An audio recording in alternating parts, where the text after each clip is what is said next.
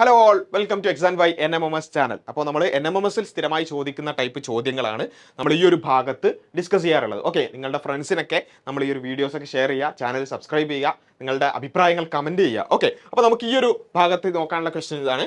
Choose the correctly matched pair, ശരിയായ ജോഡി തിരഞ്ഞെടുക്കുക. അല്ലേ, ഏതാണ് ശരിയായ ജോഡി എന്നുള്ളതാണ് ഇതിൽ. ഈ ക്വസ്റ്റ്യൻ നമ്മൾ നിർബന്ധമായി മനസ്സിലാക്കിയിരിക്കേണ്ട, ഈ ക്വസ്റ്റ്യൻ മാത്രമല്ല കേട്ടോ, ഈ ഒരു ഏരിയ നമ്മൾ നിർബന്ധമായി മനസ്സിലാക്കിയിരിക്കേണ്ട ഒരു കാര്യം. കാരണം എന്താ വെച്ചാൽ സെല്ലിലെ വിവിധ പിന്നെ ഓർഗനൽസ്, അതുപോലെ തന്നെ ചില ഭാഗങ്ങൾ, അതിൻ്റെ ഫങ്ഷൻസ്, ഇത് വളരെ ഇമ്പോർട്ടൻ്റ് ആണ്. പലപ്പോഴും NMMSന് പ്രിപ്പയർ ചെയ്യുന്ന സ്റ്റുഡൻസിനോട് നമ്മൾ പറയാറുള്ളത്, ഈ ഭാഗം നിങ്ങൾ നോക്കാതെ പോയാൽ എന്തായാലും ഒരു ക്വസ്റ്റ്യൻ നിങ്ങൾക്ക് തെറ്റും.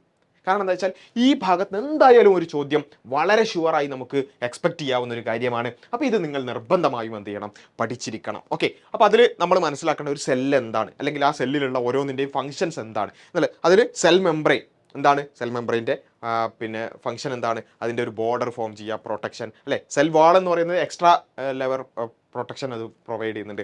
അതേപോലെ തന്നെ സൈറ്റോപ്ലാസം എന്താണ് അല്ലേ, നമുക്കറിയാം ജെല്ലി ലൈക്ക് സബ്സ്റ്റൻസ് ആണ്, ഫ്ലൂയിഡ് ലൈക്ക് സബ്സ്റ്റൻസ് ആണ്, സെമി ഫ്ലൂയിഡ് ആണ് എന്നുള്ളതൊക്കെ നമ്മൾ മനസ്സിലാക്കിയിട്ടുണ്ട്.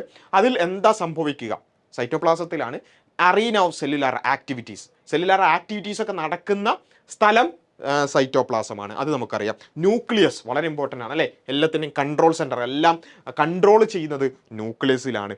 അതേപോലെ റൈബോസോമിനെ കുറിച്ച് നമ്മൾ പഠിച്ചിട്ടുണ്ട് അല്ലേ. പ്രോട്ടീൻ സിന്തസിസ് ആണ്, പിന്നെ പ്രോട്ടീൻ്റെ പിന്നെ സിന്തസിസ് ആണ് അതിൽ നടക്കുന്നത്. മൈറ്റോകോൺട്രിയ എനർജി സിന്തസിസ് ആണ്, പവർ ഹൗസ് ഓഫ് ദ സെല്ലാണ്. അതുപോലെ തന്നെ Golgi complex packaging and delivery നമ്മൾ പറയും അല്ലേ, കാര്യങ്ങളൊക്കെ വാക്യൂൾസിൽ പാക്ക് ചെയ്ത് അതിൽ ഡെലിവറി ചെയ്യുന്ന പരിപാടിയാണ് പിന്നെ നമ്മളുടെ പിന്നെ ഈ പറഞ്ഞ പിന്നെ നമ്മുടെ ഗോൾജി കോംപ്ലക്സിൻ്റെ പണി. അപ്പോൾ അങ്ങനെ ഒരുപാട് പിന്നെ lysosome suicidal bag of the സെല്ലാണ്.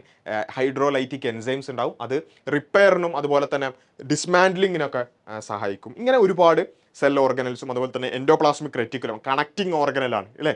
അപ്പോൾ അങ്ങനെയുള്ള ഒരുപാട് ഓർഗനൽസ് ഉണ്ട്. ആ ഏരിയാസ് നിങ്ങൾ നിർബന്ധമായി നോക്കണം. സെല്ലിൻ്റെ ഓരോ ഫങ്ഷൻസ്, ഓരോ ഭാഗത്തിൻ്റെയും ഫങ്ഷൻസ് പലപ്പോഴും ചോദ്യങ്ങൾ ആവർത്തിച്ച് വരാറുണ്ട്. അപ്പോൾ അങ്ങനെയുള്ളൊരു ചോദ്യമാണ്. നമ്മൾ ഓൾറെഡി വിശദീകരിച്ചായതുകൊണ്ട് നമുക്ക് നേരെ ആൻസറിലേക്ക് തന്നെ പോകാൻ പറ്റുമെന്ന് വിചാരിക്കുന്നു. നിങ്ങൾക്ക് ഓൾറെഡി ക്വസ്റ്റ്യൻ കാണുമ്പോൾ തന്നെ ആൻസർ കിട്ടിയിട്ടുണ്ടാവും. Ribosome power house of the cell, ribosome കോശത്തിലെ ഊർജ്ജ നിലയം ആണോ? നമ്മൾ നേരത്തെ തന്നെ പറഞ്ഞാണ് മൈറ്റോകോൺട്രിയാണ് പിന്നെ power house of the cell, ഊർജ്ജ നിലയം എന്ന് പറയുന്നത്. Nucleus regulatory centre of the cell, മർമ്മം കോശത്തിൻ്റെ നിയന്ത്രണ കേന്ദ്രം. ന്യൂക്ലിയസ് ആണോ റെഗുലേറ്ററി സെൻറ്റർ?